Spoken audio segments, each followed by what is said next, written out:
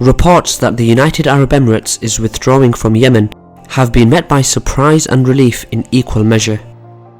For the past 4 years, the UAE has quietly conducted a multifaceted military, security and political campaign in Yemen. And all the while, Saudi Arabia was officially the lead nation in the war against Yemen, and the Saudis appeared willingly, if not happy, to take the rap for the countless mishaps in the war. By most credible accounts, the UAE's involvement in the Yemen war has been greater than Saudi Arabia's, and Abu Dhabi's concealment of this fact speaks volumes about the Emirates' diplomatic and public relations prowess. By the same token, and in view of the depth of the UAE's involvement in the Yemen conflict, it would be surprising to say the least if the UAE suddenly stopped its involvement there. I'm your host Kasim, and thanks for joining me for another KJ vid. In this video we will discuss the recent reports that the UAE has allegedly withdrawn its troops from Yemen. Just before we begin, please kindly hit the link in the description to join our subscription plan on kjvids.co.uk, which will give you unlimited access to all of our geopolitical news, analysis and forecasts. The link in the description will give you a 50% discount. Your subscription will help to keep us politically and financially independent so that we can continue producing non-partisan and independent political analysis.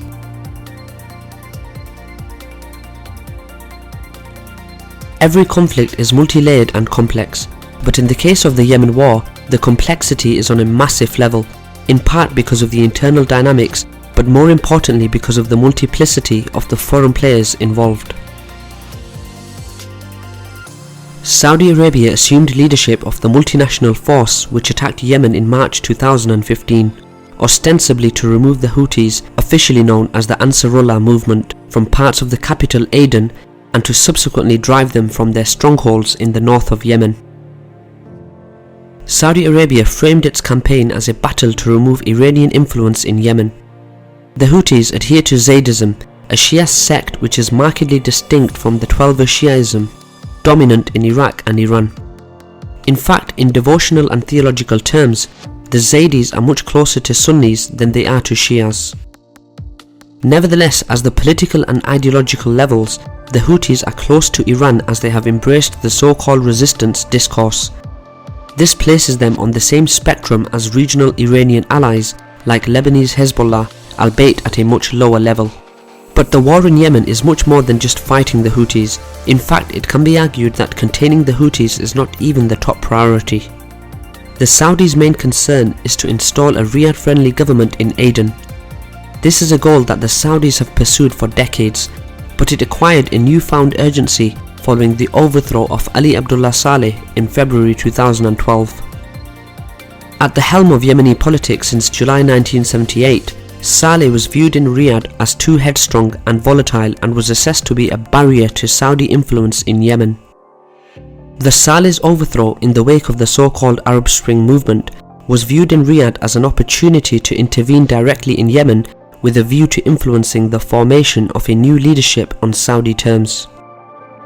But Saudi plans were thrown into disarray in part because of the political chaos in Aden and Sana'a following Saleh's removal, but more importantly because the ensuing vacuum was filled by the Houthis, who at first consolidated their grip on the north and then began to move to the south. So what was the UAE's motivation for joining the Saudi-led coalition?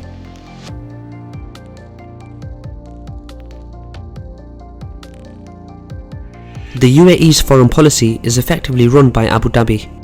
The latter moved swiftly to consolidate control over policymaking at the federal level following the seismic shifts brought about by the so-called Arab Spring. Like all the crucial states at the Persian Gulf, the Emiratis were concerned by the apparent overthrow of the old Arab order in key Arab countries such as Egypt and to a lesser extent Tunisia and Libya. Furthermore, the vicious civil war cum proxy war in Syria brought home the dangers of political cleavages escalating into armed conflict. But from the outset, the Emiratis had more parochial war aims than the Saudis. For a start, the Emiratis were not as committed as the Saudis to Yemen's territorial integrity. In fact, the UAE has actively encouraged the dissolution of Yemen by backing southern separatists. The core secessionist organisation, known as the Southern Transitional Council, raised the stakes in October 2018 when it called on its members and followers to take over public institutions in Aden and other cities in the south. Another UAE objective in Yemen has been to degrade the local chapter of the Muslim Brotherhood known as Al-Islah. Last October, an investigative piece by BuzzFeed News exposed the UAE's political assassination campaign in Yemen. According to the report, which has been widely quoted in the international media, the UAE had hired American ex-soldiers to assassinate the leaders of Al-Islah. The method used to implement these policies, notably the use of foreign mercenaries, has been the trademark of the UAE's operations in Yemen. In November 2015, the New York Times revealed that the UAE had sent up to 450 Colombian mercenaries to Yemen. Other reports have indicated the dispatching by Abu Dhabi of Australian, South African and Sudanese mercenaries to Yemeni war zones. Instead of fighting the highly motivated and ideological Houthis, UAE-led mercenaries have largely been used to set up and train local paramilitaries in the south, which can then be used to deepen Abu Dhabi's political grip over key southern power centres.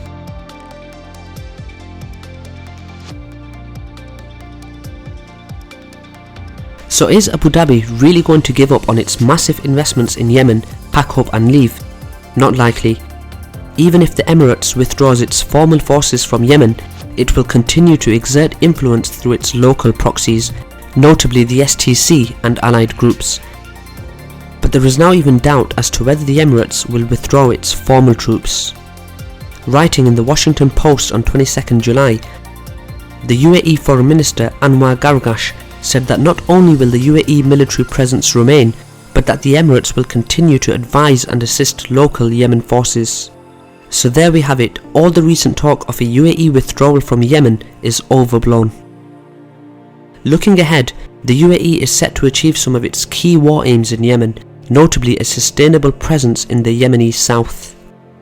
By contrast, Saudi Arabia is set to fail spectacularly, for not only has it failed to articulate coherent war aims, but by contrast to the UAE, the Saudis have directly clashed with the highly motivated Houthi forces.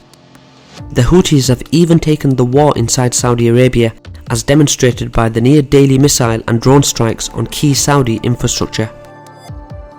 The UAE and Abu Dhabi specifically has escaped that fate and is now set to reap at least some dividends from its heavy investment in the Yemeni conflict. Involvement in the Yemen war is part of the UAE's broader strategy of articulating a muscular foreign policy, as evidenced by its military bases in Somaliland and Djibouti, and intervention in the ongoing Libyan civil war. That's all for today guys, thanks for watching another KJ vid. We would love to hear your comments on this analysis in the comments below, especially if you are from any of the Gulf states. Please don't forget to support us by subscribing on our website kjvids.co.uk. Thanks for watching again and see you next time.